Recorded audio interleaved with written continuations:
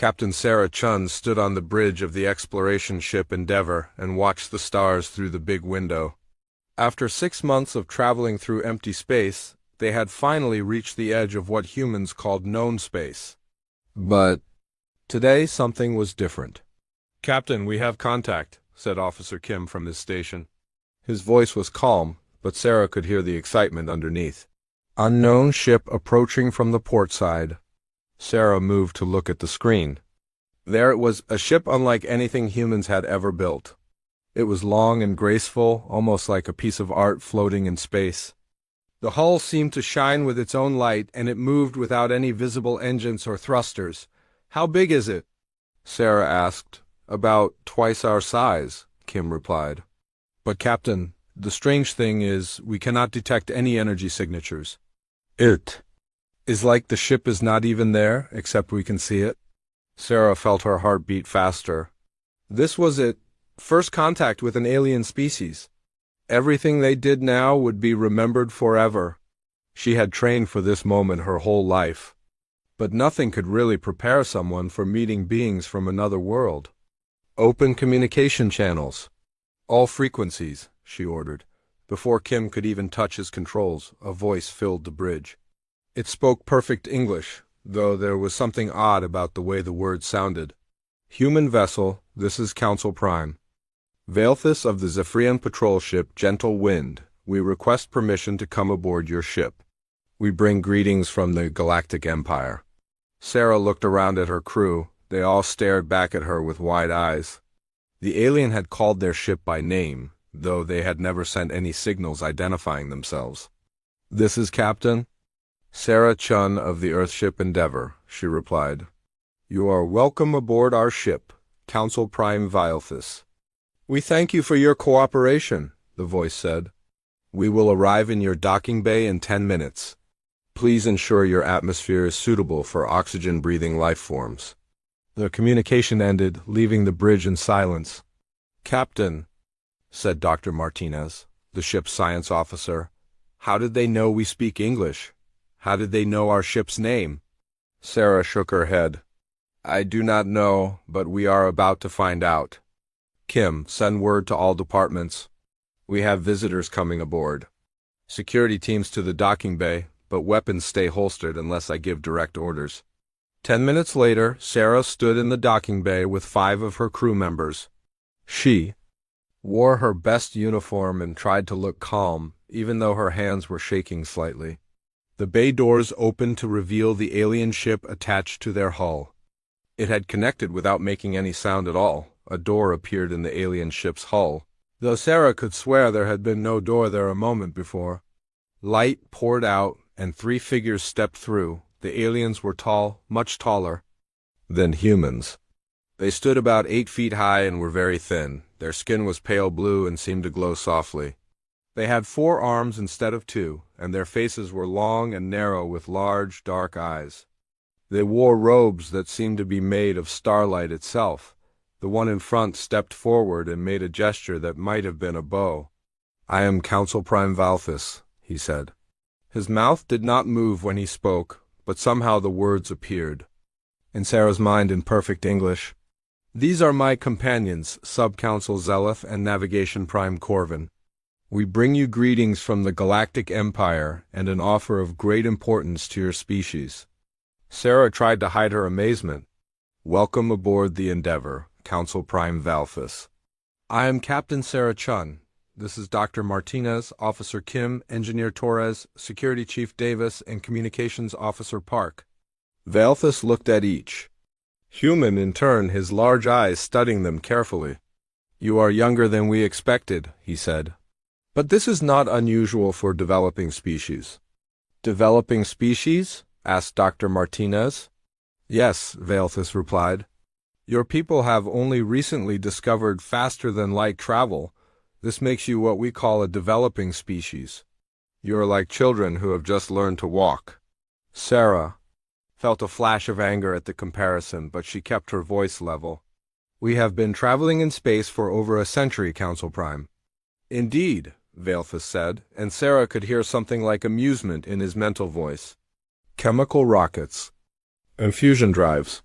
Very impressive for a young species. We were quite surprised when our sensors detected your primitive engines at the edge of Imperial space. Engineer Torres stepped forward. Primitive? Our fusion drives can push us to nearly 10% of light speed. The three aliens looked at each other, and Sarah was sure she heard them laugh, though no sound came from their mouths. Of course, Valethus said kindly. And this is very good progress for your species. Some civilizations take much longer to achieve fusion power. You should be proud. Sarah realized that the aliens thought human technology was much less advanced than it actually was. The Endeavour was using old-style fusion drives because they were reliable for long exploration missions. Humanity had much better technology, but they did not put it on exploration ships. Please, Valethus continued, let us go somewhere comfortable, where we can discuss the Empire's offer to your species. Sarah led them to the ship's main conference room. The aliens moved gracefully, barely seeming to touch the floor. When they sat down, they did so without making any sound at all. The Galactic Empire has existed for over 10 million years, Valethus began. We have brought peace and order to more than 50,000 worlds and hundreds of different species. When a new species like yours develops space travel, we offer them the chance to join our great civilization. What would that mean for humanity? Sarah asked. Protection, Valethus said. The galaxy is a dangerous place filled with hostile forces and deadly technologies that young species cannot handle. The Empire would move your people to safe worlds in the agricultural sector of the galaxy's outer arm. There, you would be protected from these dangers while you continue to develop at your own pace. Dr. Martinez leaned forward. Agricultural sector? Yes, Sub-Council Zeleth spoke for the first time. Your species shows great promise for food production. The Empire always needs more agricultural worlds. You would be given beautiful planets with good soil and perfect weather. Your people would be very happy there. And if we prefer to stay on Earth? Sarah asked. The three aliens exchanged glances again. That would not be wise, Valethus said. Earth is located in a region of space that contains many dangers. There are ancient weapons left behind by dead civilizations, hostile species that attack without warning, and technologies that could destroy your entire world by accident. But we have defenses, Officer Kim said. Nuclear weapons? Valethus asked gently. Perhaps some primitive energy shields? These would not protect you from the real dangers of the galaxy. There are species out there with weapons that can destroy stars. There are machines that can turn entire planets into dust in minutes. Navigation Prime Corvin spoke up. We have seen many young species try to remain independent. It never ends well. The lucky ones ask for our protection before they are destroyed. The unlucky ones. He did not finish the sentence. Sarah felt her crew's tension growing. These aliens were being polite, but their message was clear: join the Empire or face destruction. How long do we have to decide? She asked. 1 standard galactic year, Valethus replied. That is about 14 of your months. This should give your leaders enough time to understand the wisdom of accepting our protection. The alien reached into his robes and pulled out a small crystal that glowed with soft blue light. This contains all the information your people will need. Details about the agricultural worlds, transportation arrangements, and the benefits of imperial citizenship. It also contains our communication codes so your leaders can contact us with their decision. Sarah took the crystal. It felt warm in her hand and seemed to pulse like a heartbeat. What happens if we refuse? She asked. The three aliens became very still. For a moment, Sarah thought they had stopped breathing, if they breathed at all. Young Captain, Valethus said finally, that would be very unwise. The Empire has protocols for dealing with species that refuse our protection. These protocols exist to maintain order and prevent chaos from spreading throughout the galaxy. What kind of protocols? Dr. Martinez asked. The kind that ensure galactic stability, Zeleth replied. But there is no need to discuss such unpleasant possibilities. Your species seems intelligent. We are sure you will make the right choice. Valethus stood up and the other two aliens followed. We must return to our ship now. Our patrol has other duties to perform. Captain Chang, it has been an honor to meet you and your crew. You should be proud to be the first humans to make contact with the Galactic Empire. Sarah stood as well. The honor was ours, Council Prime. As they walked back to the docking bay, Velthus spoke again. Your ship is well built for such primitive technology. Your people show good engineering skills for their level of development. This will serve you well in your new agricultural role. Thank you, Sarah said, though she was not sure it was really a compliment. The aliens boarded their ship, and the strange door disappeared again. Their ship detached silently and began to move away. Sarah and her crew watched through the docking bay windows as the elegant vessel accelerated smoothly. Within minutes it was gone, leaving no trace that it had ever been there. Back on the bridge, Sarah called a meeting of her senior officers. Well, she said, that was interesting. What did everyone think? They were very polite, said Dr. Martinez, but they basically told us to become farmers or die. Did anyone else notice how they talked about our technology? Engineer Torres asked. They kept calling our fusion drives primitive, but their ship looked like it was using ion propulsion. I have seen more advanced engines in our own shipyards. What do you mean? Sarah asked. Ion drives are clean and efficient, but they are not very powerful. Good for long-distance travel, but not much else. We stopped using them 20 years ago because we developed better systems. Security Chief Davis spoke up. They also seemed very confident that we could not defend ourselves. They mentioned nuclear weapons like that was the best we had. Communications Officer Park added, their translation technology was impressive, but everything else about their ship seemed, I do not know how to put it, old-fashioned. Sarah looked at the crystal in her hand. It was still pulsing with that soft blue light. Set course for Earth, she ordered. Best possible speed. I think our leaders need to see this as soon as possible. As the Endeavour turned toward home, Sarah could not shake the feeling that the aliens had made a serious mistake. They had looked at humanity's exploration ship and assumed it represented the best human technology. They had no idea what humans were really capable of. More importantly, they had threatened humanity. In Sarah's experience, that was never a good idea. The trip back to Earth would take 3 weeks. She hoped it would be enough time for the leaders back home to prepare for what was coming. Because one thing was certain, the Galactic Empire was going to be very surprised when they learned what humans were really like. 3 weeks later, Captain Sarah Chun stood in the most secure room on Earth. The Global Defense Council had called an emergency meeting the moment the Endeavour returned to Earth orbit.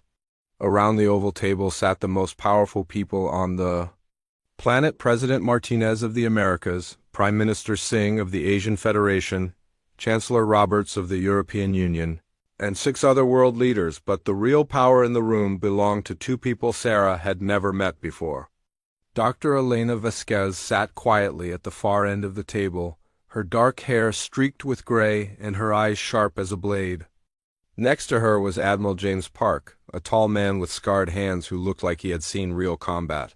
Captain Chun, said President Martinez, please tell us exactly what happened during your encounter with these aliens. Sarah repeated her story for the 5th time since returning to Earth.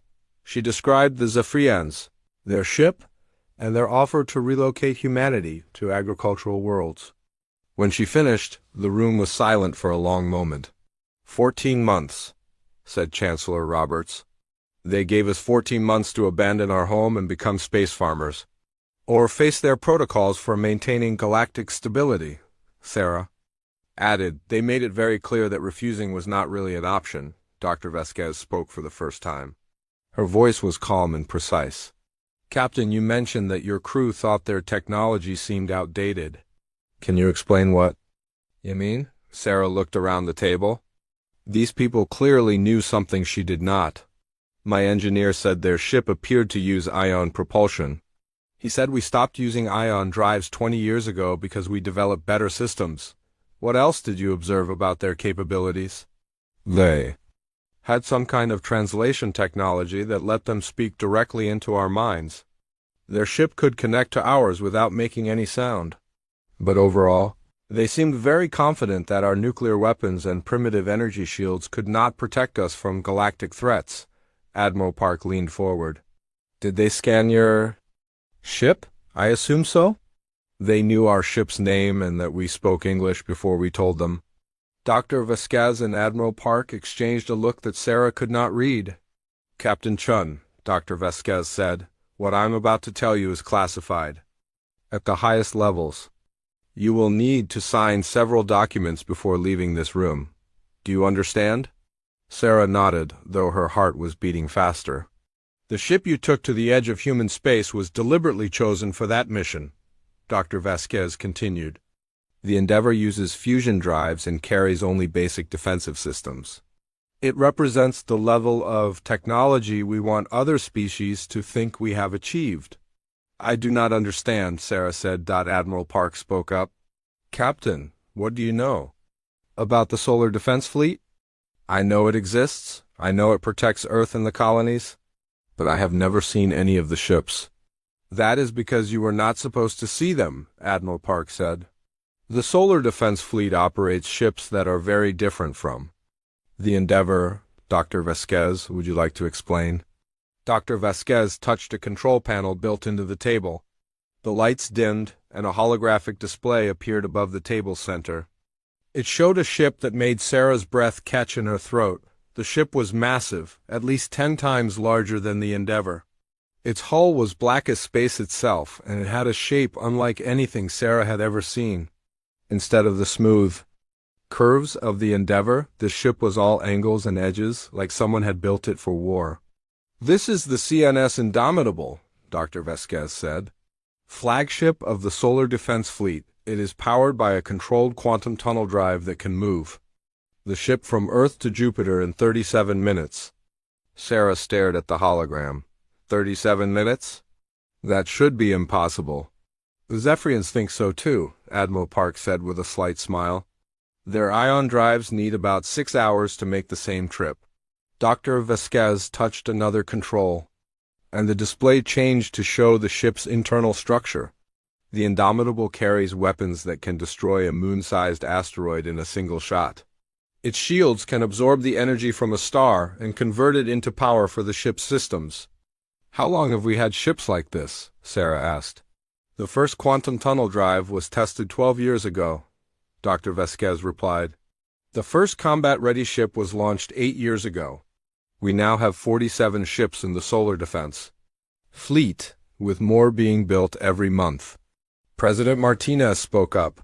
Captain, the reason we kept this technology secret was to avoid exactly the situation we now face. We learned early that advertising our capabilities might attract unwanted attention from hostile alien species. But why did the aliens think we were so primitive? Sarah asked. Admiral Park laughed, though there was no humor in it. Because we wanted them to think that. Every ship that leaves human space carries only older technology.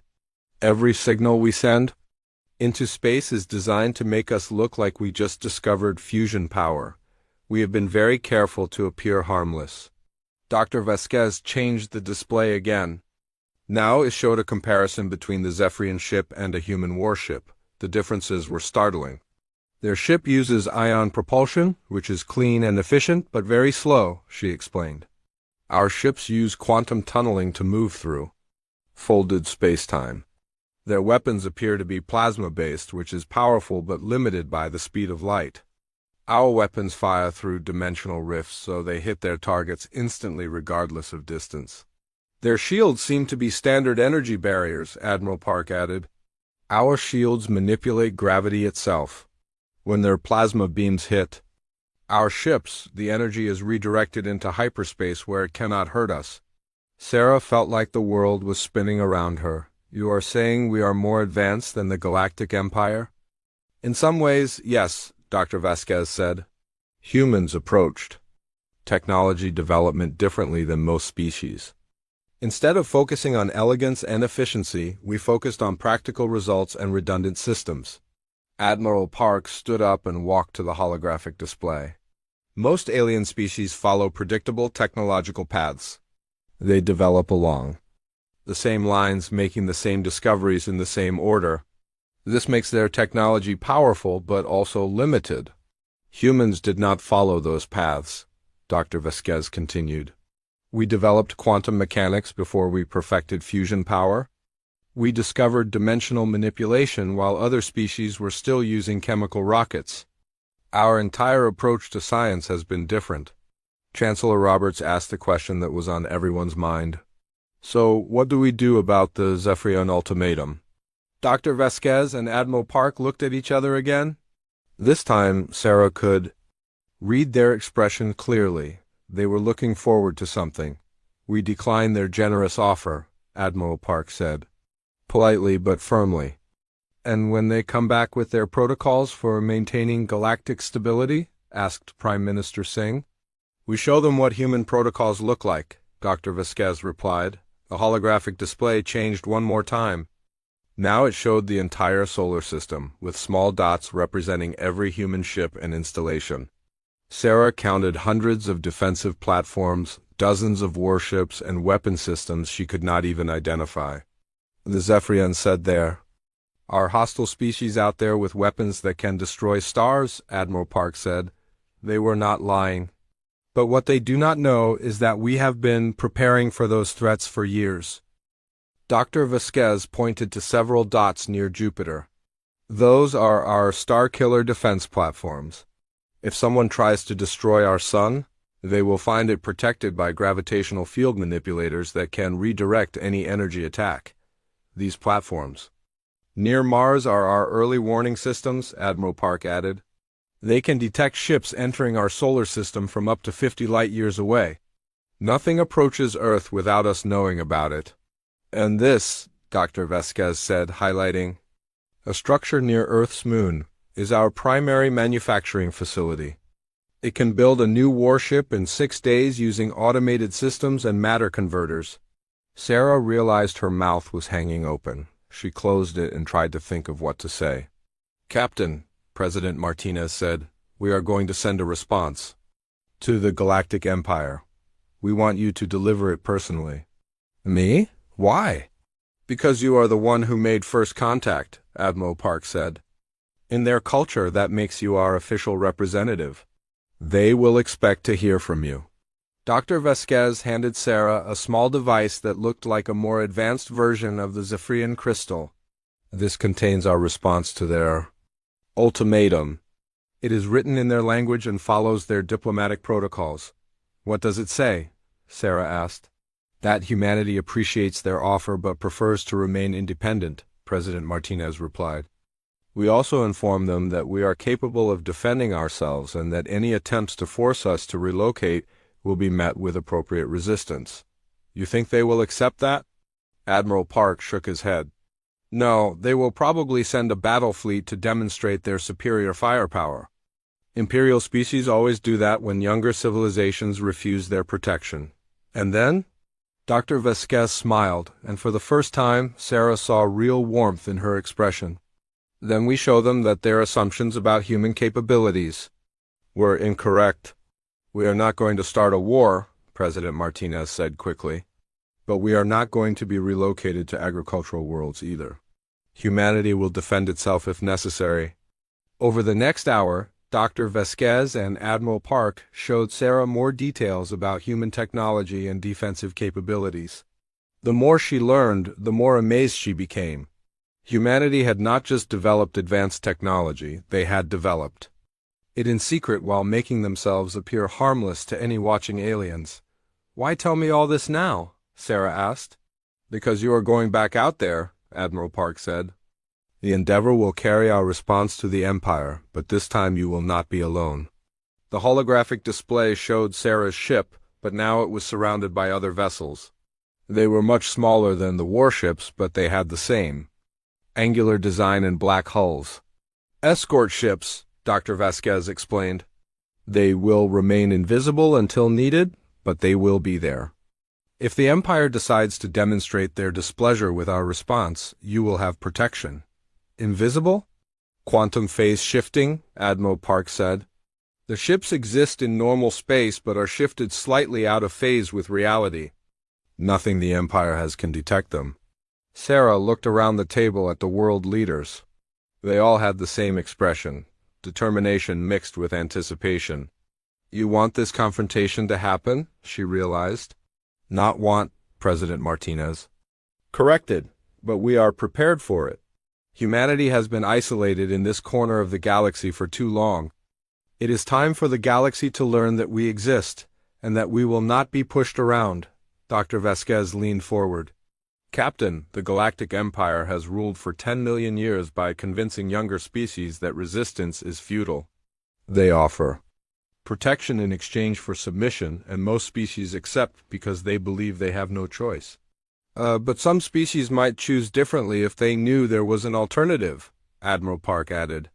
If they saw that a young species could stand up to the Empire and survive. Sarah understood. This was about more than just humanity's independence. This was about changing the balance of power in the galaxy. When do we leave? She asked. Tomorrow, Admiral Park replied. The Empire gave us 14 months to respond. We are going to respond in 3 weeks. That should get their attention. As the meeting ended, Sarah signed the security documents and prepared to leave. But Dr. Vasquez stopped her at the door. Captain, there is one more thing you should know. The quantum tunnel drive on your escort ships will allow you to return to Earth in 6 hours if needed. You will not be trapped out there. Thank you, Sarah said. Also, Dr. Vasquez added with that warm smile, try not to laugh when the Imperial fleet arrives. I know it will be tempting, but we want to maintain diplomatic courtesy as long as possible. As Sarah left the secure facility, she looked up at the stars and wondered what the Zephyrians would think when they learned the truth about humanity. Somehow, she did not think they were going to find it as amusing as humans did. 6 months had passed since Captain Sarah Chun delivered humanity's response to the Galactic Empire. The message had been clear and polite. Humanity would remain independent and govern itself. The Empire's reply had been silence, which everyone on Earth knew was not a good sign. Now Sarah stood on the bridge of the Endeavor again, but this time she was not alone in empty space. The edge of the solar system was crowded with human activity. Mining stations orbited distant asteroids. Patrol ships moved between the outer planets, and communication relays carried messages across billions of miles, what the Empire could not see were the 40 invisible escort ships surrounding the Endeavor, their quantum-phased hulls making them completely undetectable. Sarah knew they were there only because Dr. Vasquez had told her their positions before she left Earth. Captain, Officer Kim called from his station, we have multiple contacts approaching. 12 ships, large signatures coming from the direction of Imperial space. Sarah felt her heart start beating faster. How long until they arrive? At their current speed, about 2 hours. Open a channel to Earth, Priority 1. Within minutes, Admiral Park's face appeared on the main screen. Behind him, Sarah could see the command center of the Solar Defense Fleet with dozens of officers, monitoring displays and communication panels. Admiral, we have 12 Imperial ships approaching the edge of our solar system. We see them on our long-range sensors, Admiral Park replied. Larger than the patrol ship you encountered. These are warships, Captain. What are my orders? Stay calm, follow diplomatic protocols, and trust your escort ships. Do not reveal human capabilities until absolutely necessary. Let the Empire make the first move. The connection ended, leaving Sarah alone with her thoughts and her crew. 2 hours later, the Imperial fleet dropped out of faster-than-light travel at the edge of human space. Sarah had thought the single Zephyrian patrol ship was impressive, but the battle fleet took her breath away.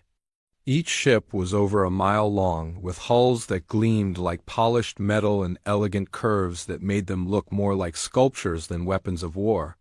They moved in perfect formation, 12 identical vessels that spoke of power and ancient authority. The largest ship moved ahead of the others and opened communication channels. Human vessel Endeavor, this is Council Prime Valthus aboard the Imperial flagship Eternal Harmony. We are disappointed by your species' response to our generous offer. Sarah took a deep breath and activated her own communications. Council Prime Valthus, this is Captain Sarah Chun. Humanity appreciates the Empire's offer, but we have chosen to remain independent.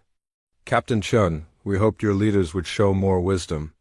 The galaxy is a dangerous place, and young species that refuse Imperial protection rarely survive long. Through her ship's sensors, Sarah watched the Imperial fleet spread out into what she recognized as a battle formation. The ships were positioning themselves to cover all possible escape routes from the solar system. Your response has forced us to demonstrate why Imperial protection is necessary, Valthus continued. We will show you the fate of species that refuse to accept their proper place in the galactic order. Sarah's communications officer whispered to her, Captain, they are charging weapons. Energy readings are off the charts. On her screen, Sarah could see the Imperial ships beginning to glow as their weapon systems came online. Each ship carried plasma cannons that could level cities and energy projectors that could crack the surface of a planet. We will begin with your mining colonies on the outer asteroids, Valthus announced. This will demonstrate our capabilities while minimizing the loss of life. Perhaps seeing our power will help your leaders understand the wisdom of accepting our protection. Sarah looked at her crew. They were all staring at her, waiting for orders. She knew that invisible human ships surrounded them, armed with weapons. But that could turn the Imperial fleet into space dust in minutes. But Admiral Park had been clear, let the Empire make the first move. Council Prime Valthus, she said, I urge you to reconsider. Attacking human installations would be an act of war. It would be an act of correction, Valthus replied. Young species must learn their limitations. The first Imperial ship fired its plasma cannons at the nearest mining station. The orange beams of superheated matter streaked through space, carrying enough energy to vaporize a small mountain. Sarah watched in horror as the attack approached the mining station where 300 humans worked extracting metals from asteroids. Then, something impossible happened. The plasma beams simply disappeared. Sarah blinked and looked again. The deadly energy that should have destroyed the mining station was gone, as if it had never existed. The Imperial weapons had fired, but their target remained completely undamaged. What? The word escaped from Valthus before he could stop it. For the first time since Sarah had met him, the alien sounded confused. A new voice cut across all communication channels. It was calm, professional, and completely human. Imperial Fleet, this is Admiral James Park of the Solar Defense Force. Your weapons are being countered by localized gravitational field manipulation. We are bending space-time to redirect your plasma streams into hyperspace. Please cease hostile actions immediately. Sarah could almost feel the shock radiating from the Imperial ships. On her sensors, she watched as they frantically tried to understand what had happened to their weapons. Impossible, Valthus said. No species has that level of gravitational control. Our sensors detect no defense systems around your mining stations. That is because our defense systems operate on principles your sensors cannot detect, Admiral Park replied. This is your only warning. Any further attacks on human installations will be met with appropriate response. The Imperial fleet fired. Again, this time with all 12 ships targeting different human facilities throughout the outer solar system. Plasma beams, particle cannons, and energy projectors all fired at once, creating a light show that could be seen from Earth. Every single attack vanished harmlessly into hyperspace. Council Prime, one of Valthus's officers said over an open channel, our weapons are having no effect. Whatever is protecting their installations is beyond our understanding. Then we will move closer and use our boarding ships, Valthus ordered. Prepare assault shuttles. We will take control of their mining stations directly. That was when Sarah's invisible escort decided to reveal themselves. The space around the Imperial fleet suddenly filled with human ships. They appeared without warning, as if reality had simply decided they should exist.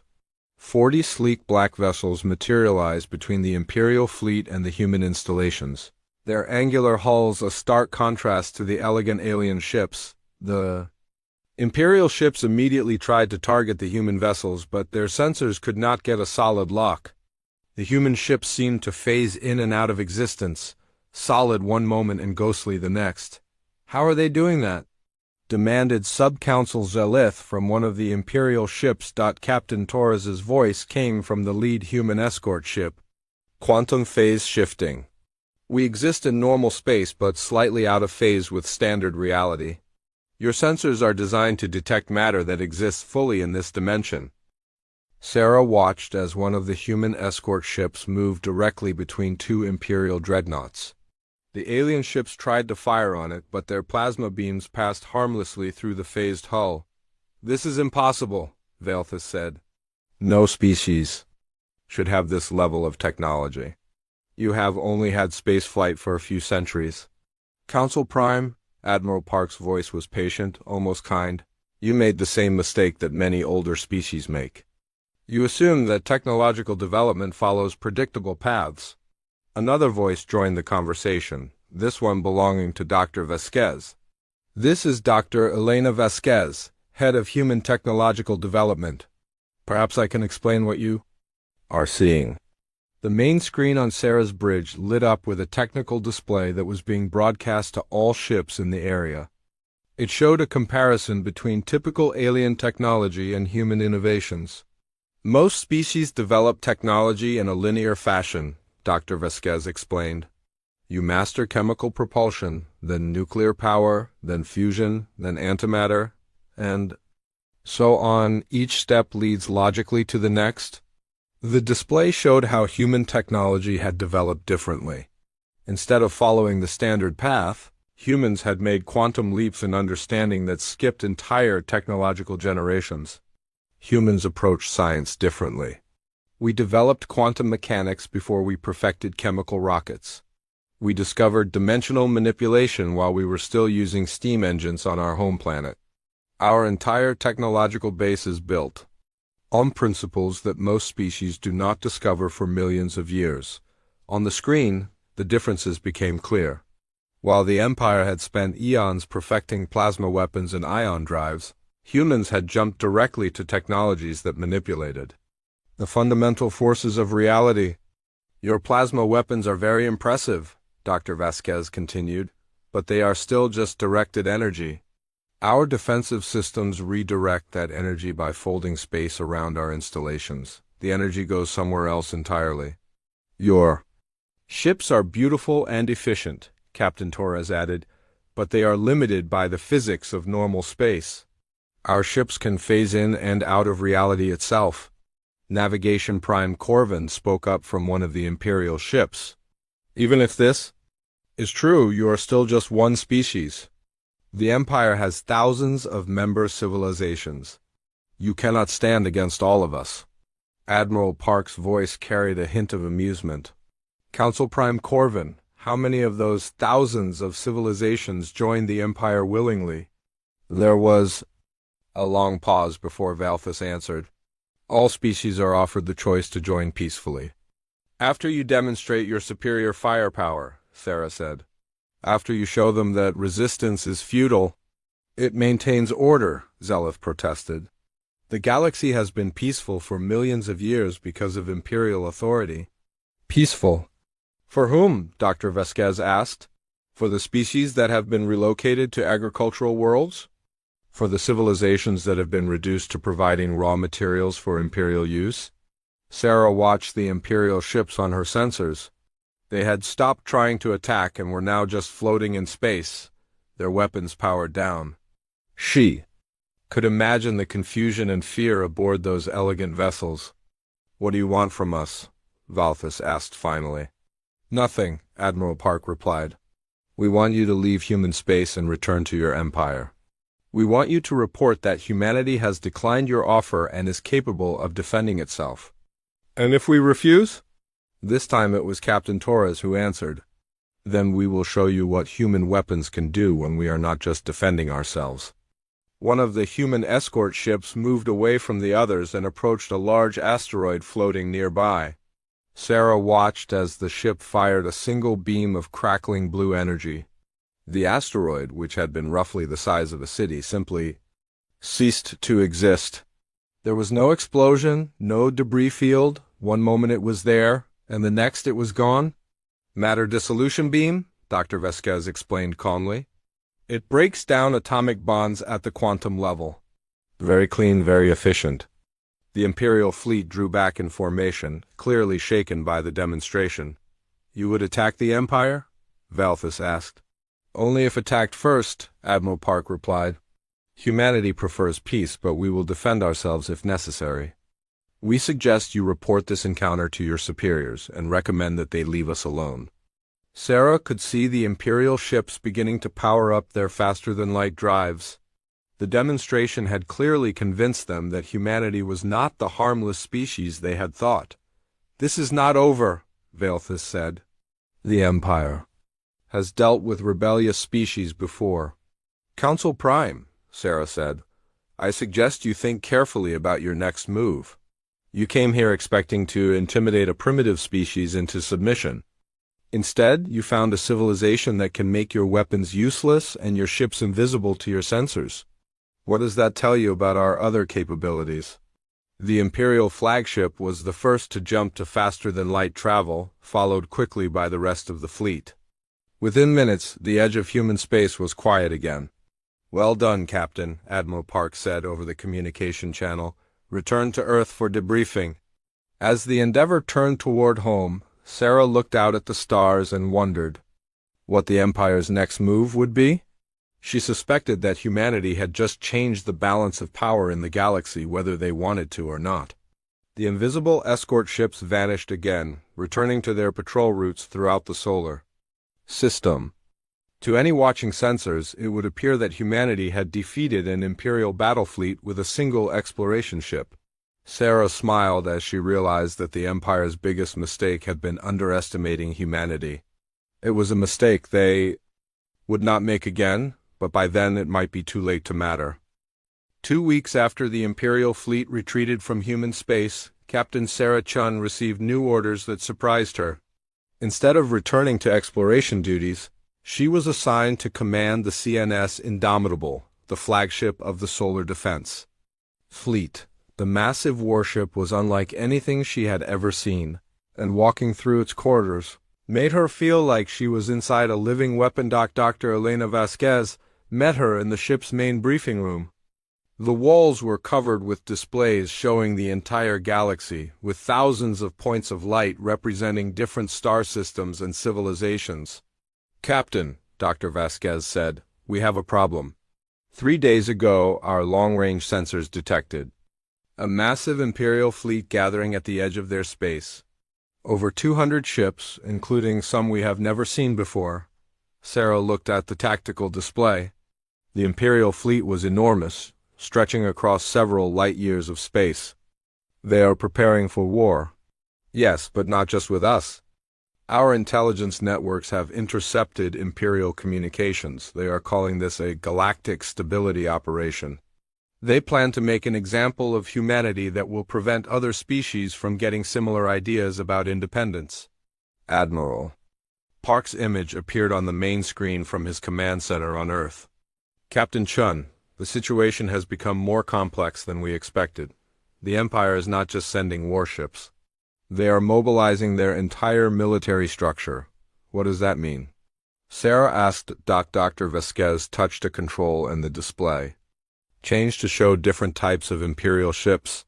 These are planet crackers, ships designed to break apart entire worlds. These are stellar manipulators that can cause stars to go supernova. And these, she pointed to the largest ships, are what the Empire calls extinction fleet vessels. Sarah felt cold. Extinction fleet? Ships designed to completely sterilize solar systems, Admiral Park explained. The Empire has used them only 3 times in their history against species that they considered threats to galactic order. They are going to try to destroy our entire solar system? That appears to be their plan, Dr. Vasquez said. But they are making a mistake. They still think we are a normal species with normal technology. They are preparing to fight the war they understand, not the war we are capable of. Sarah walked to the main display and studied the Imperial fleet. Even with humanity's advanced technology, 200 warships was a massive force. What are our chances? Better than you might think, Admiral Park replied. Dr. Vasquez, show her the full picture. The display changed again, and Sarah gasped. The galaxy was covered with small blue dots that she had not noticed before. There were thousands of them, scattered across hundreds of star systems. "What are those?" she asked. "Human intelligence networks," Dr. Vasquez said. "For the past 15 years, we have been placing monitoring stations throughout the galaxy. Most alien species never notice them because they are cloaked using the same quantum phase technology as our ships." "We know everything," Admiral Park added. "Every Imperial ship movement, every communication, every strategic plan. We have been watching and learning while they thought they were the only advanced civilization in the galaxy." Sarah realized the scope of what she was seeing. "You have been preparing for this war for 15 years. "We have been preparing for the possibility," Dr. Vasquez corrected. "We hoped it would never be necessary, but we knew that eventually we would encounter a hostile alien civilization. The Empire just happened to be the first." Admiral Park leaned forward. "Captain, there is something else you need to know. We are not going to fight this war defensively. We cannot allow the Empire to threaten human space whenever they feel like it." "What do you mean?" Dr. Vasquez smiled, and Sarah was beginning to recognize that expression. It meant humanity was about to do something that would shock the galaxy. "We are going to take the war to them," she said. "But first we are going to give them one more chance to reconsider." Over the next 3 days, Sarah learned about human preparations that had been hidden even from most government leaders. The Solar Defense Fleet was much larger than anyone had revealed. Over 300 ships of various sizes, all equipped with technology that made them invisible to Imperial sensors. More importantly, humans had built something called the Deep Strike Network. It was a system of automated weapons platforms hidden throughout Imperial space, placed there over years by ships too small and too stealth for the Empire to detect. The platforms can destroy Imperial ships, stations, and even entire fleets, Dr. Vasquez explained. But they are designed to activate only in response to an attack on human space. If the Empire leaves us alone, the platforms remain dormant forever. And if they attack us, then we demonstrate that humanity can reach every corner of their empire whenever we choose. On the 4th day, the Imperial fleet began moving toward human space. It was a sight that should have terrified any normal species. 200 of the most powerful warships in the galaxy, advancing in perfect formation toward a single star system. Sarah stood on the bridge of the Indomitable as Admiral Park's final message was transmitted to the Imperial fleet. "Council Prime Valthus, this is Admiral James Park of the Solar Defense Force. Your fleet is approaching human space with obvious hostile intent. We offer you one final opportunity to withdraw and avoid unnecessary bloodshed." The reply came back within hours. Valthus's voice was cold and formal. "Admiral Park, the Galactic Empire has tolerated your species' defiance long enough. You will surrender unconditionally or face complete extinction. These are the consequences of refusing Imperial protection." "In that case," Admiral Park replied, "we will demonstrate the consequences of threatening humanity." The Imperial fleet was still 3 days away from the edge of human space when the Deep Strike Network activated. Sarah watched from the Indomitable's bridge as reports came in from across the galaxy. In Imperial space, hundreds of weapons platforms had suddenly appeared and begun targeting Imperial installations. Military bases, shipyards, communication relays, and supply depots were destroyed in minutes, but the platforms were careful. They targeted only military installations and made sure no civilian populations were harmed. It was a precise, surgical strike that crippled the Empire's ability to wage war without killing innocent people. "How many platforms did we have out there?" Sarah asked. 837, Dr. Vasquez replied. "Placed over 12 years and covering 43 Imperial star systems." On the main screen, they watched as reports flooded in. The Imperial fleet had stopped advancing and was trying to coordinate a response to attacks happening across half their territory. "Council Prime Valthus," Admiral Park's voice was broadcast on all Imperial frequencies, "you now understand that humanity can strike anywhere in your empire at any time. Your fleet is isolated and cut off from resupply. Your military infrastructure has been severely damaged. We suggest you reconsider your position. The response took several hours to arrive. When it came, Valethus sounded very different from the confident alien who had first visited human space. Admiral Park, your attacks on Imperial territory are acts of war against a civilization that has maintained galactic peace for millions of years. Council Prime, Dr. Vasquez replied, your civilization has maintained galactic submission, not peace. There is a difference. Sarah watched as more reports came in. The Deep Strike Network had done more than just destroy military targets. It had also activated communication beacons that began broadcasting a message to every world in Imperial space. That the message was simple. This is humanity. We have demonstrated that the Galactic Empire can be resisted. Any species that desires independence from Imperial control can contact us through the attached communication frequencies. We offer alliance and protection to any civilization willing to stand up for itself. You are inviting rebellion, Valethus said. We are offering freedom, Admiral Park corrected.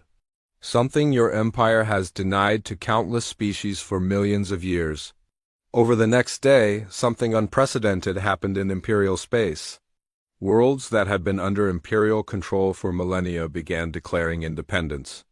Most were species that had been relocated to agricultural worlds or resource extraction planets, but some were civilizations that had joined the Empire voluntarily and now saw a chance to leave. The Imperial fleet found itself dealing with rebellions throughout their territory while still trying to threaten humanity. It was clear they could not do both effectively. Sir, Communications Officer Park reported to Admiral Park. We are receiving contact requests from 47 different species. They all want to know more about the alliance we offered. Sarah realized that humanity had just triggered the largest political crisis in galactic history. The Empire's authority was based on the idea that resistance was impossible. By demonstrating that a young species could not only resist but actually attack Imperial territory, humans had shattered that illusion. Council Prime Valethus, Admiral Park said, your empire is falling apart because your own subjects no longer believe in your invincibility. You have two choices. You can withdraw your fleet and negotiate a peaceful solution, or you can continue this war and watch your empire destroy itself. The Imperial fleet held position for another day while Valethus presumably consulted with his superiors. When the response finally came, it was not what anyone expected.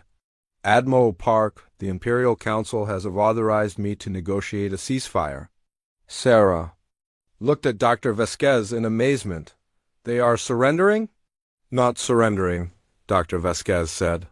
But they are admitting that they cannot win this war without losing their empire. The negotiations took place in neutral space, aboard a human diplomatic vessel that was escorted by ships from both fleets. Sarah was chosen to represent humanity because she had made first contact, while Valethus represented the Empire. The meeting was surreal. The same alien who had offered to relocate humanity to agricultural worlds now sat across from Sarah asking for terms that would allow his empire to survive. What does humanity want? Valethus asked. Sarah looked at the list Dr. Vasquez had given her. First, immediate recognition of human independence and sovereignty over our space. Second, establishment of the Terran Accord, an alliance of species that choose independence from Imperial control. Third, gradual transition of Imperial member species to voluntary association rather than forced submission. That would mean the end of the Empire as it has existed for millions of years, Valethus said. Yes, Sarah replied. But it would also mean the beginning of something better, a galaxy where species cooperate because they choose to, not because they are forced. T.O. Valethus was quiet for a long time. Finally, he spoke. My species ruled this galaxy for so long that we forgot other ways of thinking were possible. We believed our system was the only way to maintain order. Order and peace are not the same thing, Sarah said. You maintained order through fear. We are offering peace through choice. The negotiations continued for 3 days. In the end, the Empire agreed to most of humanity's demands. The Imperial fleet would withdraw from human space. Species that wanted independence would be allowed to leave the Empire peacefully. The Empire would transition from an authoritarian system to a voluntary confederation over the next 50 years. In exchange, humanity agreed to help maintain stability during the transition and to share some of their defensive technologies with former imperial worlds that chose independence. As the agreements were signed, Valthus looked at Sarah with something that might have been respect. "You realize what you have done?" he asked. "We defended ourselves," Sarah replied. "You have changed the galaxy forever. Nothing will ever be the same." Sarah smiled. That was the idea. As the Imperial fleet departed human space, Sarah stood on the bridge of the Indomitable and watched them go. The ships that had come to destroy humanity were now returning to their empire with news that would reshape galactic civilization. Dr. Vasquez joined her at the observation window. "So what happens now?" "Now we build something better," Sarah said. "A galaxy where species cooperate as equals instead of as masters and subjects. It will not be easy. Some imperial species will resist change. Some independent worlds will not know how to govern themselves," Sarah nodded. "But for the first time in millions of years, they will have the choice to try." As the last Imperial ship disappeared into faster-than-light travel, Sarah realized that humanity had accomplished something remarkable. They had not just defended their independence, they had given independence back to an entire galaxy. 1 year after the Imperial fleet retreated from human space, Captain Sarah Chun stood in the command center of New Geneva Station, humanity's first diplomatic outpost in neutral space. Through the massive observation windows, she could see ships from dozens of different species arriving and departing. It was a sight that would have been impossible just months ago. The station orbited a small moon between human space and what used to be the heart of the Imperial territory. It had become the headquarters of the Terran Accord, the alliance that now included 43 different species, who had chosen independence from the crumbling galactic empire. Dr. Elena Vasquez approached Sarah with a datapad containing the latest reports from across the galaxy. "The transition is going better than we expected," she said. 17 more worlds have declared independence this month, and most are requesting membership in the Accord. Sarah looked at the reports. Each one told a story of species that had been under imperial control for thousands of years, finally choosing to govern themselves. Some transitions had been smooth, but others had required help from human advisors and defensive technologies. "Any problems?"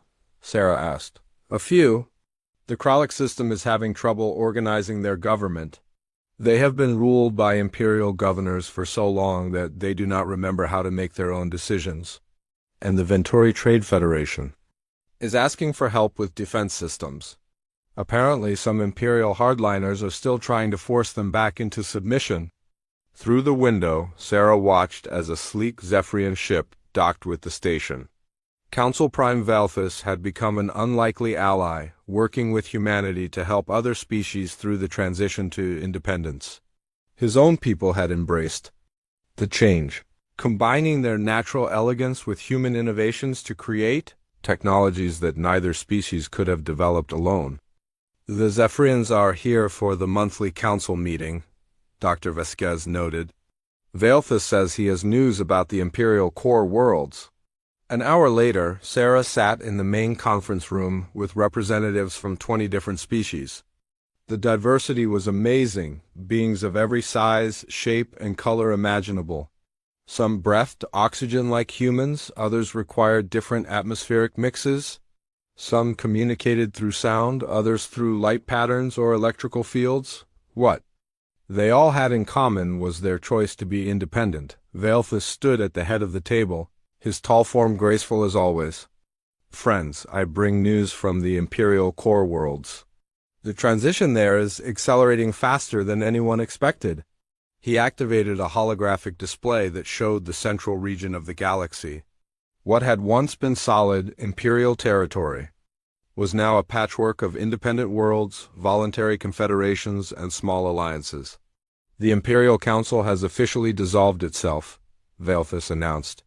The remaining Imperial worlds have formed the Central Galactic Union, a voluntary association based on the principles of the Terran Accord. Sarah felt a mix of satisfaction and amazement. The empire that had ruled the galaxy for millions of years had transformed itself in less than 12 months. "What about the hardliners?" asked Captain Jala, a reptilian being whose species had been among the first to join the Accord. "We know some Imperial factions still believe in the old ways." "They exist," Velthus admitted, "but they are a small minority now. Most Imperial species have seen the benefits of voluntary cooperation. Trade is increasing, innovation is accelerating, and conflicts between worlds have actually decreased without the Empire forcing unwilling partners together." Dr. Vasquez leaned forward.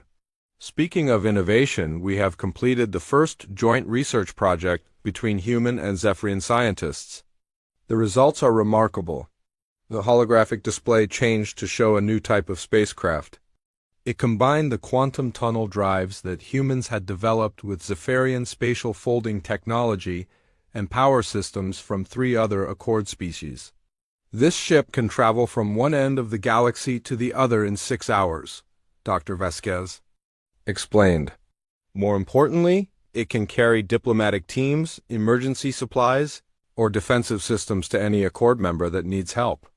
Commander Kess, a crystalline being whose species communicated through harmonic vibrations, spoke up.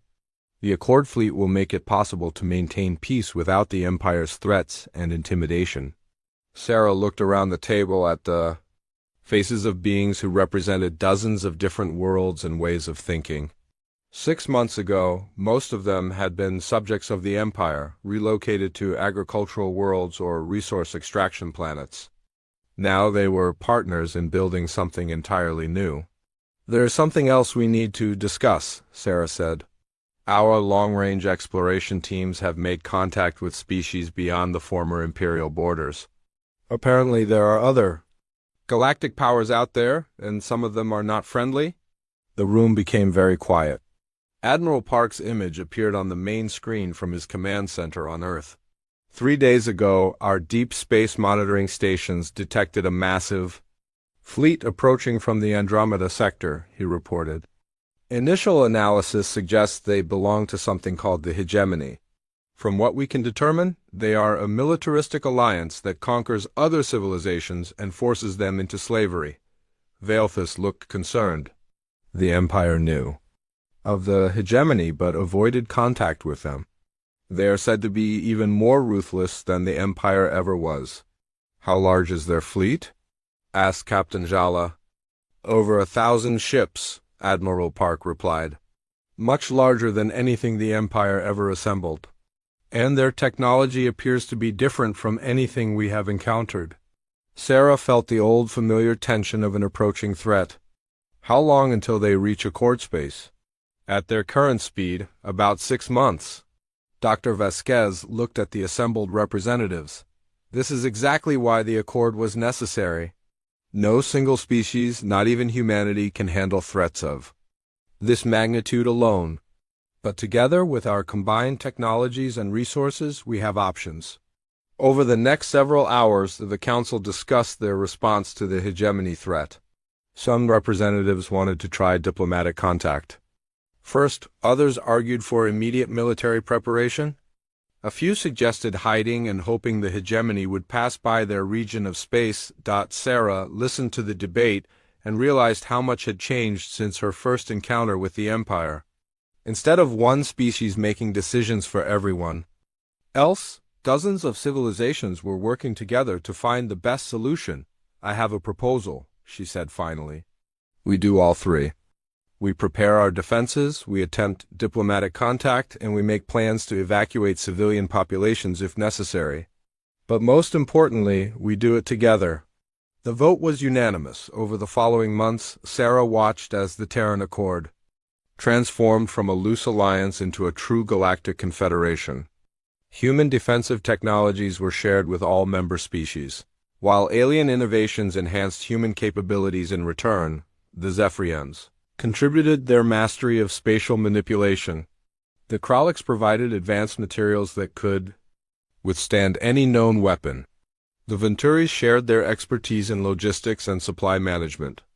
Dozens of other species added their own unique knowledge and abilities. When the Hegemony fleet finally arrived at the edge of Accord space, they found something they had never encountered before: a united alliance of free species prepared to defend their independence. The Hegemony commander, a being called War Prime Draxus, demanded immediate surrender from what he called the rebel coalition that had destroyed the rightful imperial order. Sarah, now serving as the first elected president of the Terran Accord, gave the response that would be remembered for generations. War Prime Draxus, this is President Sarah Chun of the Terran Accord. We are not rebels. We are free beings who have chosen to cooperate as equals. Your demand for surrender is denied. The Hegemony's response was swift and brutal. They attacked the nearest Accord world with weapons designed to break planetary defenses and enslave populations. They discovered that the Accord had learned from humanity's example. The Hegemony weapons struck barriers that redirected their energy into hyperspace. Their ships found themselves surrounded by vessels that could phase in and out of reality at will. Their boarding parties encountered defensive systems that could trap invaders in localized time loops, but the Accord did not stop at defense.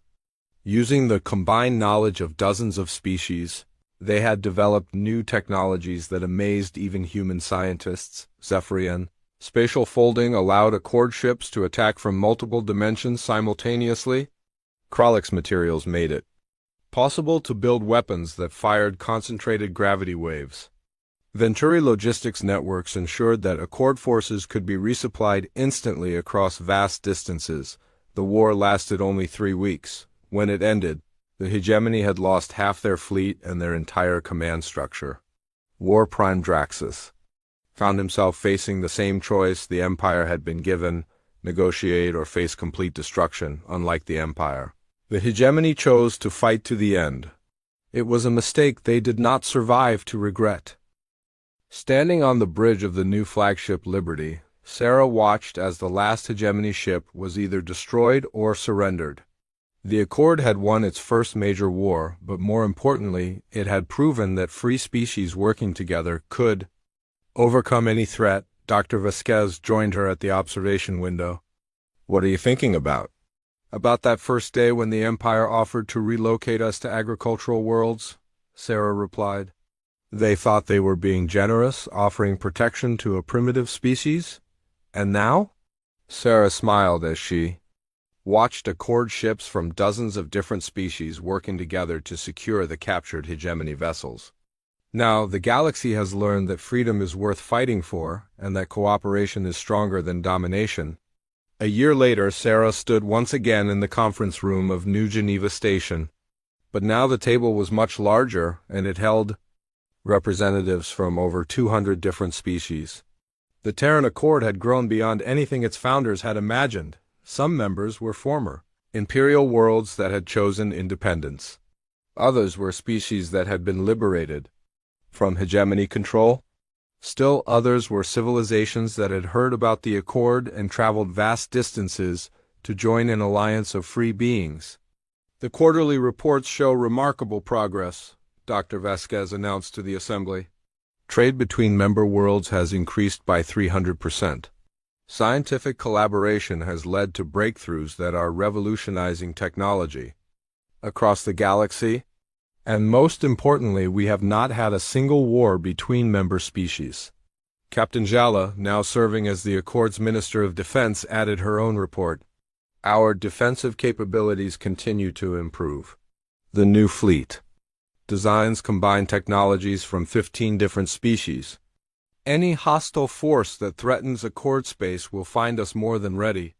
Veilthus, who had been elected as the Accord's Minister of Diplomacy, spoke about their ongoing exploration efforts.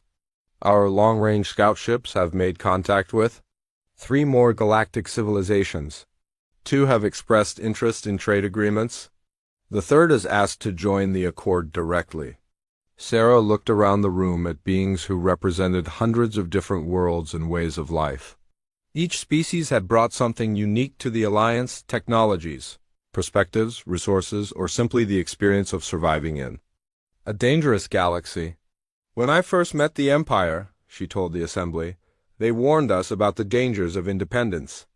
They said young species that refused imperial protection rarely survived long." She paused and looked out the window at the ships of dozens of different species working together in the space around the station. They were wrong about almost everything, but they were right about one thing: the galaxy is dangerous. There are hostile civilizations, deadly technologies, and threats that could destroy entire worlds. The room was completely silent as representatives from across their galaxy listened to her words. But they made a fundamental mistake. They thought the only way to survive these dangers was through submission to a greater power.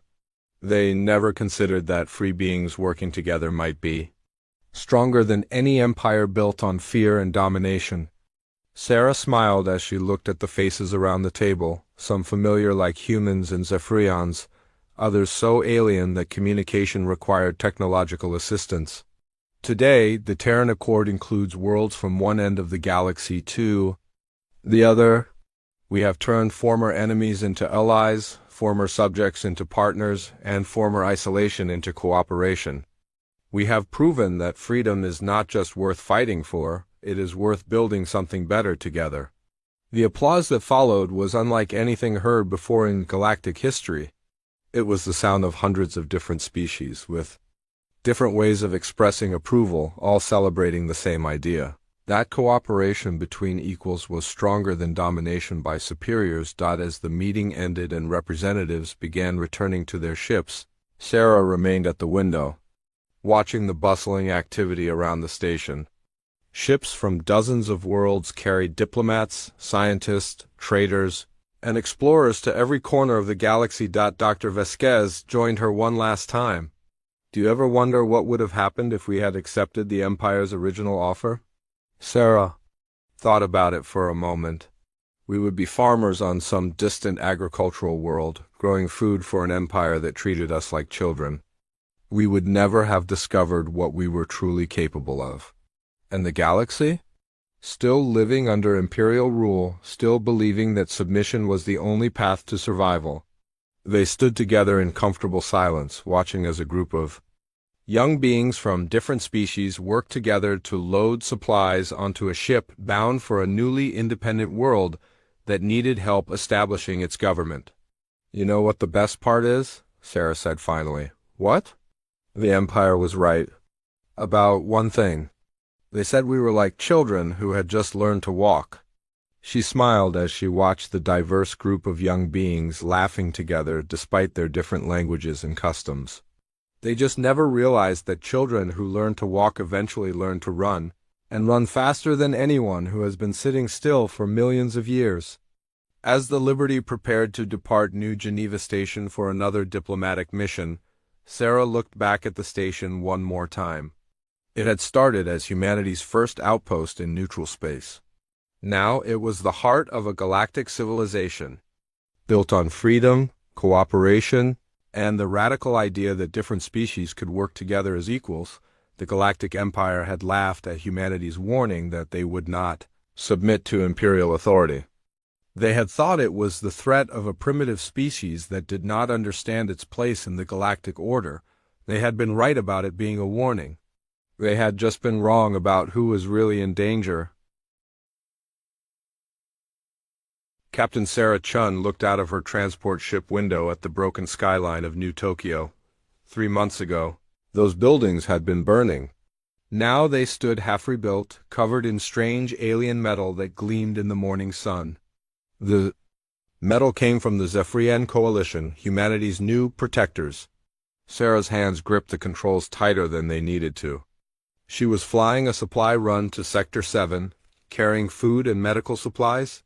It should have been simple work, but nothing felt simple anymore. "Transport ship Delta 9, this is Coalition Control," came a voice through her radio. The words were in English, but the accent was all wrong, too precise. "Too cold. State your cargo and destination. Food supplies and medicine to Sector 7, Sarah replied. She had made this same trip dozens of times. They asked the same questions every time. Manifest is already in your system. Stand by for inspection clearance. Sarah waited. She always had to wait now. Before the war ended, she had been a fighter pilot. She had flown the fastest ships humanity had ever built. She had fought alien warships among the stars. Now she flew cargo at the speed of a civilian transport while aliens decided if she could deliver food to hungry people. The radio crackled again. Transport Delta 9, you are cleared for approach. Follow the designated flight path exactly. Any deviation will result in immediate detention. Understood, Sarah said through her teeth. As she flew toward Sector 7, she saw a coalition patrol ships in the sky. They were sleek and silver, moving without sound. Humans called them watchers because that was all they seemed to do, watch, always watching, but Sarah noticed something the coalition probably thought she had not. The watchers were not just patrolling randomly, they were mapping. Every day, they flew over different parts of the city. They scanned buildings, they counted people, they recorded everything. Why would peacekeepers need such detailed maps? Sarah landed at the Sector 7 supply depot. The workers who unloaded her cargo were human, but they worked under the eyes of coalition guards. The guards were tall and thin with skin that looked like blue metal, Zephyrians. They never spoke to humans directly, but they watched everything after. The cargo was unloaded. Sarah walked to the depot office to file her paperwork. The office manager was named Tom Bradley. He had been a supply sergeant in the Human Defense Force before the peace treaty. Now he managed food distribution for civilians. How are things out there? Tom asked quietly as he stamped Sarah's forms. Quiet, Sarah replied. But she looked at him carefully. Tom's question sounded casual, but his eyes were serious. Too quiet, Tom nodded slowly. Yeah, too quiet. He handed her the stamped papers. Safe travels, Captain. Sarah noticed he had called her Captain instead of just Sarah. She had not been a captain for 3 months. Not since humanity surrendered. On her flight back to the main depot, Sarah took a longer route. She told Coalition Control that she was avoiding a storm system. It was not exactly a lie. There were clouds in the area. The longer route took her over the old military base at Mount Vernon. Sarah had trained there before the war. Now it was supposed to be empty. The peace treaty required all human military bases to be shut down, but as Sarah flew over Mount Vernon, she saw coalition ships landing there. Big ships. Transport ships full of soldiers and equipment. The base was not empty at all. It was full of aliens. Sarah felt cold fear in her stomach. The coalition was supposed to be protecting humanity. Why did they need a military base on Earth? She flew home to her small apartment in the civilian sector. Her building was one of the new ones built with coalition technology. It was clean and efficient, but it felt like a cage. All the new buildings did. Sarah made herself dinner and sat by her window. From her apartment, she could see the harbor where the coalition had built their headquarters. It was a massive black tower that reached into the clouds. At night, it glowed with blue lights that hurt to look at. Her door chimed. Sarah was not expecting visitors. Visitors had to be approved by coalition security. Who is it? She called. Delivery service, came a voice. Sarah opened the door carefully. A young man stood there with a package. He wore the uniform of a local delivery company, but something about him seemed wrong. He was too alert, too careful. Sarah Chun? He asked. Yes, he handed her the package. Sign here, please. Sarah signed for the package. As the man turned to leave, he spoke very quietly. Admiral Torres sends his regards. Sarah's heart jumped. Admiral Marcus Torres had been the commander of all human military forces. According to the news, he was under house arrest in Geneva. How could he be sending messages? After the delivery man left, Sarah examined the package carefully. It looked like a normal shipping box, but when she opened it, she found only a small electronic device about the size of her thumb. She plugged the device into her computer. A message appeared on her screen. The words made her blood turn to ice. Sarah, if you're reading this, then our worst fears are true. The peace treaty was never about peace. It was about preparation. Dr. Elena Vasquez escaped from a coalition research facility yesterday. What she told us changes everything. We need pilots we can trust. If you want to know the truth, be at the old subway station at midnight. Come alone. Destroy this message.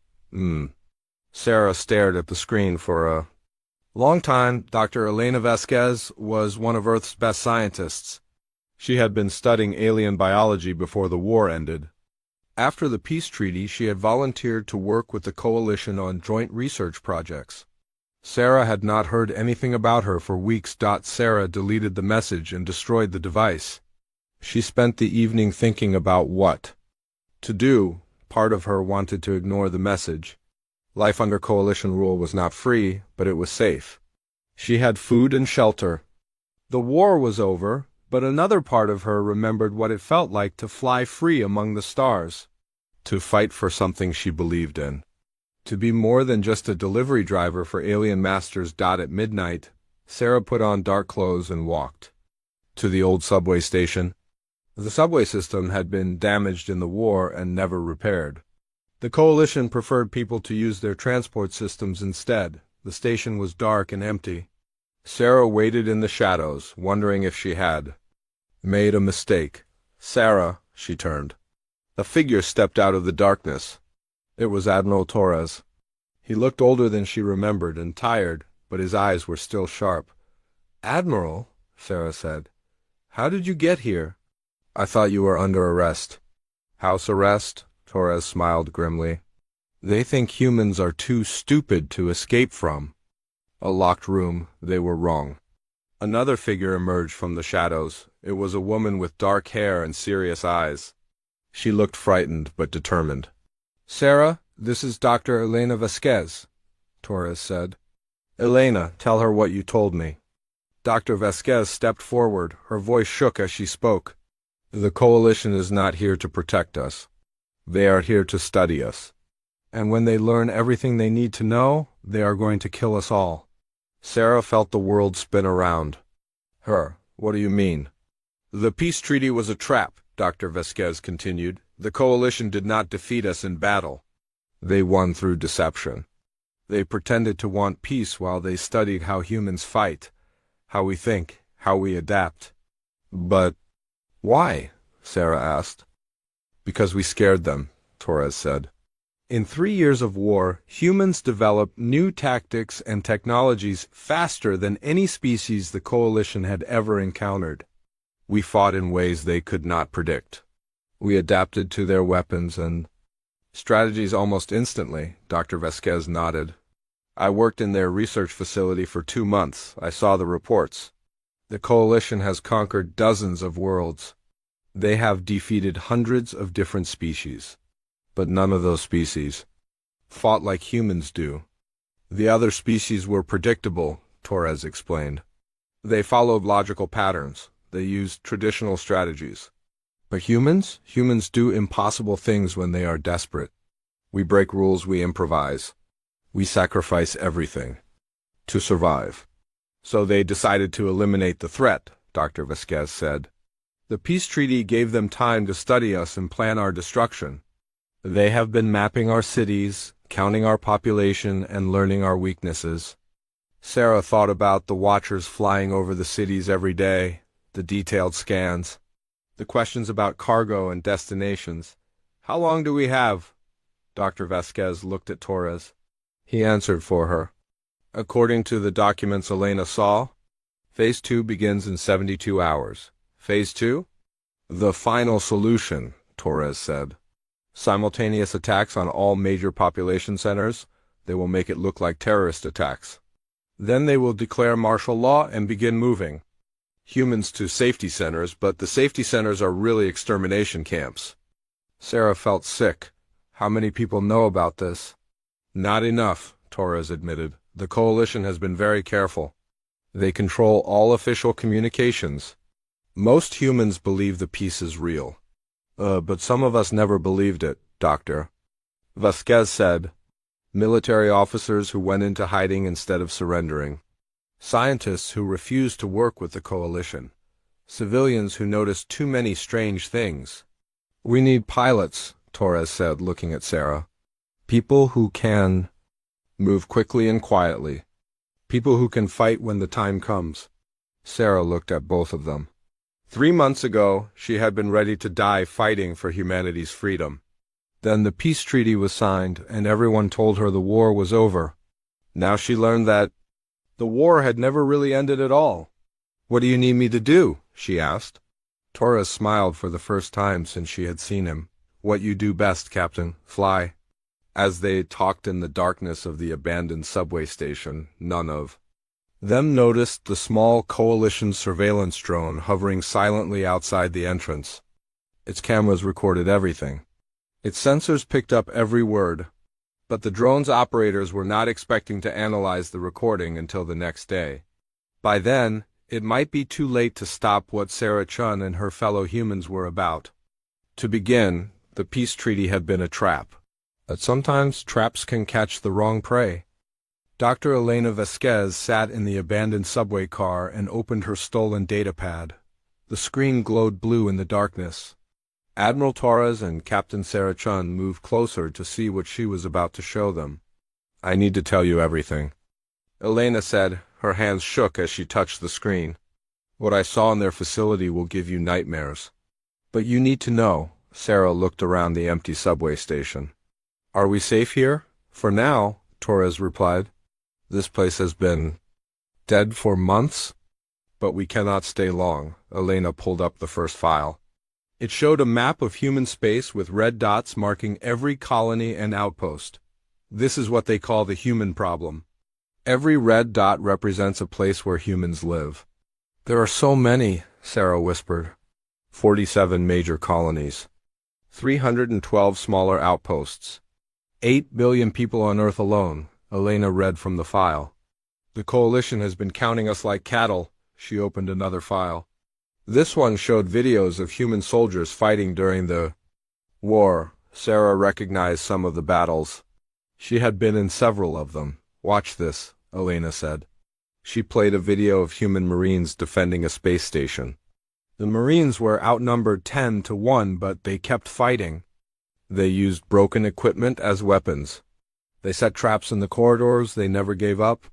"The coalition studied thousands of hours of combat footage," Elena explained. "They were trying to understand how humans fight." What they found terrified them. The next video showed a different battle. Human ships were losing badly, but instead of retreating, they rammed their ships into enemy vessels.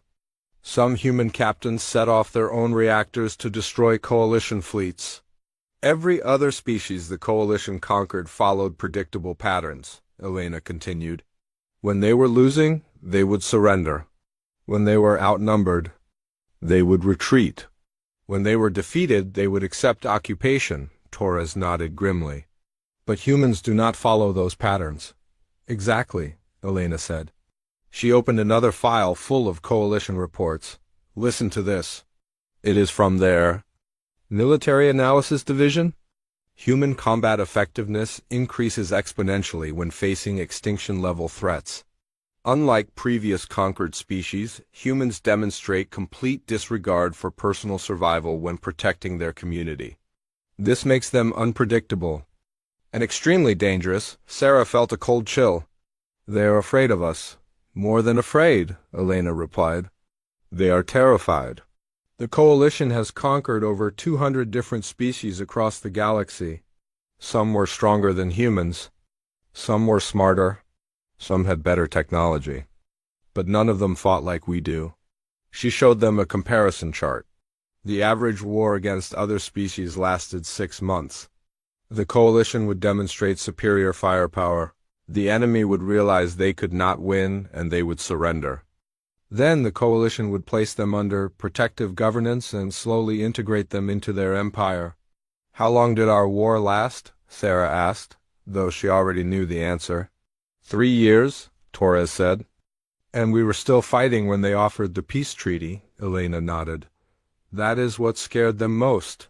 Humans kept getting better at fighting them. We adapted faster than they could adjust their strategies. Every time they developed a new weapon, we found a way to counter it. Every time they changed their tactics, we changed ours faster. She opened a file labeled Human Innovation Index. The graph showed a steep upward curve. In 3 years of war, humans developed more new combat technologies than most species develop in centuries. Plasma rifles, kinetic barriers, quantum torpedoes, stealth ships, AI combat drones. We went from primitive chemical rockets to faster than light combat vessels in less than a decade. We were not supposed to be able to do that, Torres said. According to coalition models, it should have taken us at least 50 years to develop that level of technology. But we had motivation, Sarah said quietly. We were fighting for our survival. That is exactly the problem, Elena replied. The coalition realized that humans under pressure do not just fight harder, we fight smarter, we innovate. We break rules that other species consider unbreakable. She showed them another video. This one was from the Battle of Europa Station. Human engineers had jury-rigged mining equipment into weapons. They turned asteroid processing facilities into missile launchers. They used civilian ships as bombs. Coalition. Generals could not understand this footage, Elena explained. Why would humans use industrial equipment as weapons? Why would civilians volunteer for suicide missions?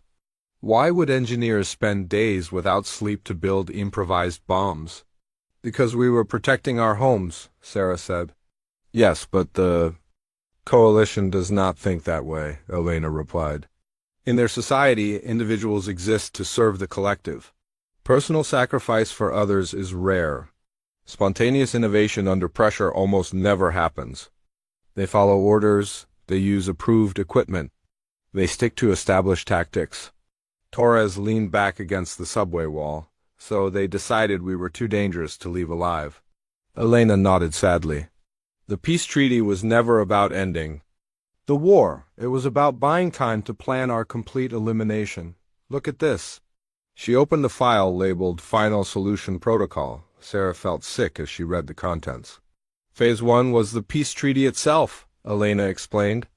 Get humans to disarm voluntarily.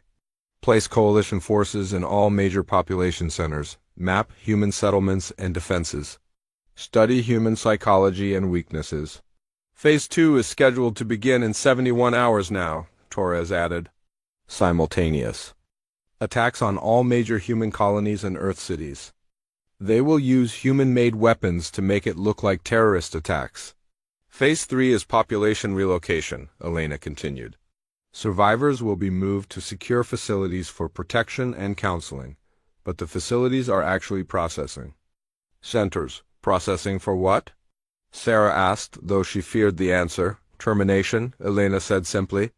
The coalition has built facilities designed to eliminate large populations quickly and efficiently. They plan to tell the galaxy that humans died from plague or civil war. Sarah stood up and paced in the darkness. How many people know about this? In the coalition? Thousands, Elena replied, but they think it is necessary. They believe humans are a threat to galactic peace and stability. What about humans? How many of us know? Torres answered. Maybe a few hundred. Military officers who went underground instead of surrendering. Scientists who escaped from coalition facilities. Civilians who noticed too many coincidences. We tried to warn government leaders, Elena added. But most of them believe the peace is real. The coalition has been very careful to make everything seem normal. Sarah sat back down. What about the outer colonies? The ones far from Earth? Some of them never received the surrender order, Torres said. Communication was disrupted during the final battles. There are probably 20 or 30 human settlements that do not even know the war is over. That means they are still armed, Sarah realized. Exactly, Torres smiled. And the coalition does not know they exist. Our databases were damaged during the war. Some colonies are not on any official records. Elena pulled up another file. There is something else. Not all coalition species agreed with the extermination plan. The file showed pictures of aliens that looked different from the Zephyrians. These had green skin and large eyes. They looked almost friendly. The Kithara are the newest members of the coalition, Elena explained. They joined only 5 years ago. They argued against killing humans. They wanted to try genuine cooperation. What happened to them? Sarah asked. They were overruled, Elena replied. But some Kithara scientists have been secretly helping me. They provided most of the information I am showing you. Torres leaned forward. Are they willing to help more? Maybe, Elena said. They are risking their lives by opposing the other coalition species, but they believe genocide is wrong. Sarah thought about everything she had learned. So we have 71 hours to warn billions of people and organize a resistance against the most powerful military force in the galaxy. Yes, Torres said simply. That is impossible. Probably, Torres agreed. But humans specialize in doing impossible things. Elena closed the datapad. There is one more thing. The coalition made a mistake when they studied us. They focused on our military capabilities. They learned how we fight, but they did not learn how we think. What do you mean? Sarah asked. They think like a collective, Elena explained. They assume humans will act like a unified group following central command, but that is not how we work. Humans are individuals. We make our own decisions. We improvise. We adapt without waiting for orders. Torres nodded. That might be our advantage. They are planning for a war against the human military, but the human military surrendered. What they are going to face is 8 billion individuals who just learned that someone wants to kill them. We need to get word to the outer colonies, Sarah said. The ones that are still armed. If we can coordinate with them, We need to contact the Kithara sympathizers, Elena added. If they help us, we might be able to disrupt coalition communications. And we need to prepare the resistance cells on Earth, Torres finished. There are more of us than the coalition realizes. Soldiers who never really surrendered. Engineers who know how to build weapons. Pilots who remember how to fight. Sarah stood up again. What do you need me to do? Tomorrow you will fly your normal supply run, Torres said. But instead of carrying food, you will carry messages. We have people in every major city who need to know what is coming. After that, Captain Chun, you are going back to war. Elena packed up her datapad. The coalition thinks. They trapped us. They think we are helpless sheep waiting for slaughter. They are about to learn something about humans, Torres said. We do not stay trapped for long. As they prepared to leave the subway station, none of them saw the small coalition surveillance drone that had been watching them for the past hour. But they would have been surprised to learn that the drone had not transmitted its recording yet. The drone's operator was a young Kithara technician named Zeph. He had been monitoring human communications for signs of resistance activity. But instead of reporting what he had seen, Zeph was doing something that would have shocked his superiors. He was deleting the recording. Like many Kithara, Zeph believed the extermination plan was wrong. But unlike the scientists who were secretly helping Dr. Vasquez, Zeph was in a position to do something more direct. He was going to help the humans prepare for war. The coalition had made their first mistake when they decided to kill humanity. But their second mistake was assuming that all coalition species would follow orders without question. Some traps catch more than one kind of prey. Captain Sarah Chun loaded her transport ship with what looked like normal supply crates. But hidden inside the food containers were encrypted data drives and communication devices. She had less than 60 hours before Phase 2 began, and hundreds of resistance cells across Earth needed to know what was coming. Her first stop was New Berlin, where a former tank commander named Klaus Weber ran a construction company. Sarah landed at the civilian port and walked to Weber's office building. The building looked normal, but Sarah knew Weber had been secretly training his workers in combat tactics. Delivery for Klaus Weber, Sarah told the receptionist. He is expecting you, the woman replied. She led Sarah to a back room where Weber was waiting. Weber was a big man with scars on his hands from the war. He had commanded armored units during the siege of Europa Colony. When Sarah handed him the data drive, his face went pale as he read the contents. 70 hours? Weber whispered. Less. Now, Sarah replied, how many people can you contact? 50, maybe 60, Weber said. Former soldiers working construction jobs across the city. We have been preparing for something like this. Preparing how? Weber smiled grimly. Come and see. He led Sarah down to the building's basement. Behind a hidden door was a workshop filled with weapons and equipment. Sarah saw military rifles, body armor, and communication gear. We never really believed the peace would last, Weber explained. Too many of us spent too many years fighting. We know what the coalition is really like. Sarah picked up one of the rifles. It was human-made but modified with parts that looked alien. Where did you get coalition technology? Some of their equipment is not as secure as they think, Weber said. My people work on construction projects at coalition facilities. Sometimes things go missing. Sarah uploaded the resistance network data to Weber's computer. Names, locations, and contact codes for cells across the planet appeared on the screen. This is bigger than I thought, Weber said. Admiral Torres has been busy, Sarah replied. But we need more people. 70 hours is not enough time to warn everyone. Weber studied the data. Maybe we do not need to warn everyone.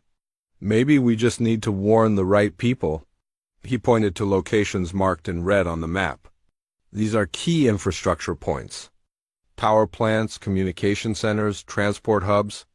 If the coalition is planning simultaneous attacks, they will need to control these places first, Sarah understood. We cannot save everyone, but we can make their attack much harder. Exactly. And if we make it hard enough, maybe some people will have time to fight back. Sarah left Weber's building and flew to her next destination, New Shanghai. There she met Dr. Lisa Park, a former military engineer who now worked as a civilian technology consultant. Dr. Park had been expecting Sarah's visit. I have been monitoring coalition communications, Dr. Park said as they walked through her laboratory. Their security is good, but not perfect. I have been learning their protocols. She showed Sarah a room full of computers and electronic equipment. I cannot break their encryption, but I can jam their signals. If we coordinate the timing right, we can disrupt their communications during the first few minutes of their attack. A few minutes might be enough, Sarah said. If people know they are under attack, they can fight back. Dr. Park nodded. I have been in contact with other engineers and computer specialists. We have people in 12 major cities who can create electromagnetic interference. Not enough to stop the coalition, but enough to confuse them. Sarah gave Dr. Park the data drive and uploaded the resistance network information. As Dr. Park studied the files, her expression grew more determined. There is something else, Dr. Park said. I have been tracking coalition ship movements. They have been moving a lot of equipment to their bases on Earth, military equipment. What kind of equipment? Weapons designed to look like human technology. Explosives that will leave human chemical signatures. They are preparing to make their attack look like human terrorism. Sarah felt sick. So when they attack our cities, they will claim humans did it ourselves. Yes, then they will offer to protect the survivors. Dr. Park pulled up a map showing coalition movements. But I have good news too.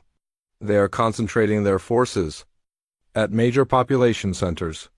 That means the smaller colonies and rural areas will have less security. That might give us escape routes, Sarah realized. Her next stop was New Toronto, where she met Captain James Morrison, a former Navy officer, who now worked as a shipping coordinator. Morrison had been organizing a network of pilots and ship crews who never believed the peace treaty. We have 47 pilots and maybe 200 crew members, Morrison told Sarah as they stood in his warehouse office. Most of us are flying civilian cargo ships now, but we remember how to fight. Do you have any armed ships? Sarah asked. Morrison smiled.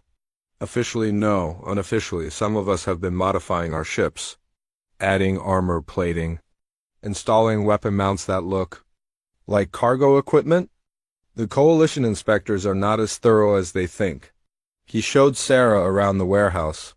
Hidden behind shipping containers were supplies that looked civilian but could be used for military purposes. Food that could feed soldiers. Medical supplies that could treat combat wounds. Communication equipment that could coordinate attacks. We have been moving supplies to hidden locations across the planet, Morrison explained. Rural areas where the coalition does not patrol regularly. If the cities fall, we will have supply bases in the wilderness. Sarah uploaded the resistance data to Morrison's computer. As he read the information about Phase 2, his expression hardened. 60 hours, Morrison said. We need to get our ships out of the major ports before then. If we are caught on the ground, we are dead. Where will you go? Deep space. The asteroid mining stations that were abandoned during the war. The coalition thinks they are empty, but some of us have been secretly maintaining them. Sarah's final stop on Earth was Geneva, where Admiral Torres was supposed to be under house arrest. But when Sarah arrived at the coordinates he had given her, she found herself at an old military bunker hidden in the mountains outside the city. Torres was waiting for her with a dozen other people. Sarah recognized some of them as former military officers. Others looked like civilians, but they carried themselves like soldiers. How did the deliveries go? Torres asked. Better than expected, Sarah replied. Weber has 60 fighters in New Berlin. Dr. Park can disrupt coalition communications in 12 cities. Morrison has armed ships ready to launch into deep space. Good, Torres said, because I have more news. Some of it good, some of it bad. He led Sarah into the bunkers. Command center. The walls were covered with maps and communication equipment. Several people were working at computer terminals. The good news is that we have made contact with 17 outer colonies that never received the surrender order, Torres explained. They are still armed and ready to fight. Total population is about 2 million people with significant military assets. Sarah felt a surge of hope. That is enough to make a real difference. Maybe, Torres agreed. The bad news is that Phase 2 is bigger than we thought. The coalition is not just planning to attack Earth, they are planning simultaneous strikes on every known human settlement in the galaxy. He showed Sarah a star map with red markers indicating coalition fleet movements. There were hundreds of ships positioning themselves near human colonies. They have been planning this for months, Torres continued. Every human settlement we know about is being targeted. What about the colonies they do not know about? That is our advantage, Torres said. We estimate there are maybe 30 human settlements that are not in any coalition database. Hidden colonies, mining outposts and unexplored systems. Research. Stations that went dark during the war. One of the computer operators looked up from her terminal. Admiral, I have a message from the Cathara contact. Torres walked over to read the message. His expression grew serious. What is it? Sarah asked.